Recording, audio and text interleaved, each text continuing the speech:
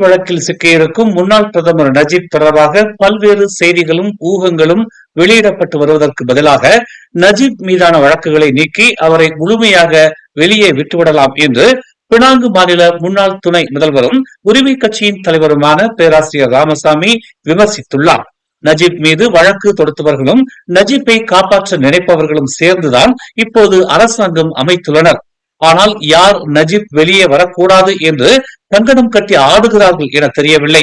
இவர்களே குற்றம் சுமத்தி இவர்களே தண்டனையை குறைப்பதும் இவர்களே மன்னிப்பை வழங்குவதும் மீண்டும் நஜீப்பை கைது செய்வதுமாக நடத்தப்படும் நாடகங்களை அரங்கேற்றுவதற்கு பதிலாக வழக்குகளை எல்லாம் திரும்ப பெற்று நஜீப்பை ஒரே அடியாக விடுதலை செய்து விடலாம் என்று பேராசிரியர் ராமசாமி விமர்சித்துள்ளார். நஜீப் வெளியே வந்தால் அரசியல் சூழலில் பலரின் நிலைகள் கேள்விக்குறியாகும். கட்சிகளில் பல்வேறு குழப்பங்களும் நிலவும் என்பதை அறிந்திருக்க வேண்டும் என்று அவர் சுட்டிக்காட்டினார்.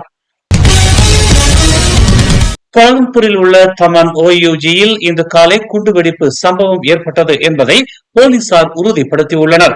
இருப்பினும் விவரங்கள் இன்னும் குறைவாகவே உள்ளதாக தெரிவிக்கப்பட்டுள்ளது. முன்னதாக அதிகாலை 4 மணி அளவில் குடியிருப்பாளர்களுக்கு வெடிச்சத்தம் கேட்டதாக தி ஸ்டார் செய்தி வெளியிட்டுள்ளது. இந்நிலையில் கோலாலம்பூர் காவல்துறை தலைவர் ரூஸ்டி இசா இது தொடர்பாக விசாரணை நடைபெற்று வருவதாக தெரிவித்துள்ளார். இது புக்கிட் ஓயூஜி கொண்டோமினியத்திற்கு எதிரே உள்ள ஒரு வளாகத்தில் நிகழ்ந்ததாக கூறப்படுகிறது. இதனை அடுத்து இன்று காலை பகுதியில் பலத்த போலீஸ் பாதுகாப்பு போடப்பட்டது.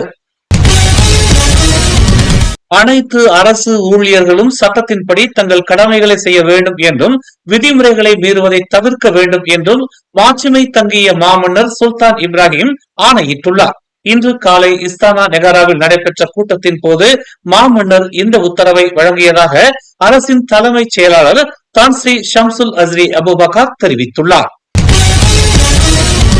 ஜொகூர் பூலாயில் உள்ள தனது வீட்டில் பயங்கரவாதம் தொடர்பான கூட்டங்களை நடத்த அனுமதித்த மற்றும் ஒரு சித்தாந்தத்தை ஊக்குவித்த குற்றச்சாட்டில் உயர்கல்வி நிறுவனத்தின் முன்னாள் விரிவுரையாளர் ஒருவர் இன்று உயர்நீதிமன்றத்தில் குற்றம் சாட்டப்பட்டார்.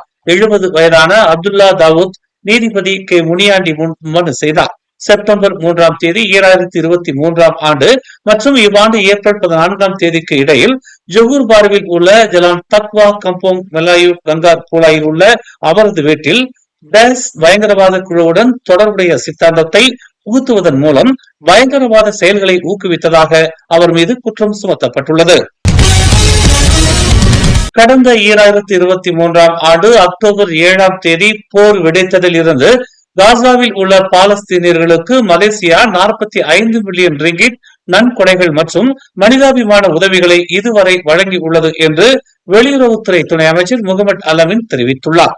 கடந்த ஆண்டு அக்டோபர் மாதம் முதல் ரஃபா எல்லை வழியாக காசாவுக்கு மலேசியாவில் இருந்து 5000 டன்களுக்கும் அதிகமான மனிதாபிமான உதவிகள் அனுப்பப்பட்டுள்ளன. இதன் மூலம் லட்சக்கணக்கான பாலஸ்தீனியர்கள் பயன்பெற்றுள்ளனர். மே 7ஆம் தேதி ரஃபா எல்லை கதவு மூடப்பட்ட பிறகு நிலைமை இப்போது மிகவும் சவாலானதாகி வருகிறது. ஜோர்டானில் உள்ள கிங் ஹுசைன் பாலம் வழியாக மட்டுமே இன்னும் உதவி பாதை இயங்குகிறது. அந்த காரணத்திற்காக ஜோர்டானிய அரசாங்கத்துடன் நமது ஒத்துழைப்பை பலப்படுத்துகிறோம். அந்த பாலம் மூலம் உதவி பணியில் பங்கேற்க ஒப்புக்கொண்டதாக அவர் இன்று நாடாளுமன்றத்தில் தெரிவித்தார். பிரிக்ஃபீல்ட்ஸ் ஜலால் ஓஜாங் அபு அனாம் தமான் ஓஇஜியில் உள்ள ஒரு வீட்டில் தனது தாயை கடந்த 2021ஆம் ஆண்டு அடித்துக் கொண்டு பின்னர் தாயின் உடலை வீட்டில் இருந்த ஐஸ் பெட்டியில் வைத்து ஒரு ஆடவர் வாழ்க்கையை நடத்தி வந்த நிலையில் தற்போது ஆதரவும் வாழ்க்கையை நடத்துவதற்கான போதிய வசதியும் இல்லாத சூழலில் சம்பந்தப்பட்ட ஆடவரே ஒரு முடிவுக்கு வந்து காவல்துறைக்கு போன் செய்து விவரத்தை தெரிவித்துள்ளார்.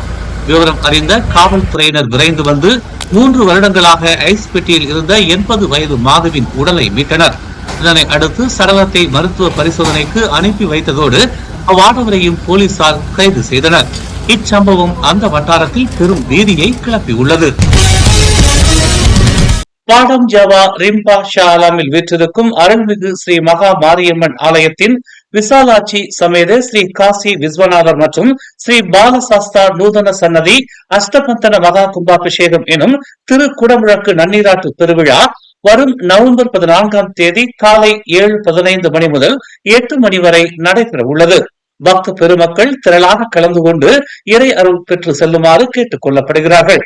முன்னதாக மலேசிய அரிமா சங்கத்தின் தோற்றுநரும் ஓம்ஸ் அறவாரியத்தின் தலைவருமான ஓம்ஸ் பா தியாகராஜன் இவ்வாலயத்திற்கு வருகை தந்து பார்வையிட்டார். ஆலய நிலவரங்களை கேட்டறிந்து குடமுழக்கு பெருவிழாவிற்கு தமது வாழ்த்துக்களை பகிர்ந்து கொண்டதோடு ஆலய நிர்வாகத்தினருக்கு தமது பாராட்டுகளையும் தெரிவித்துக் கொண்டார்.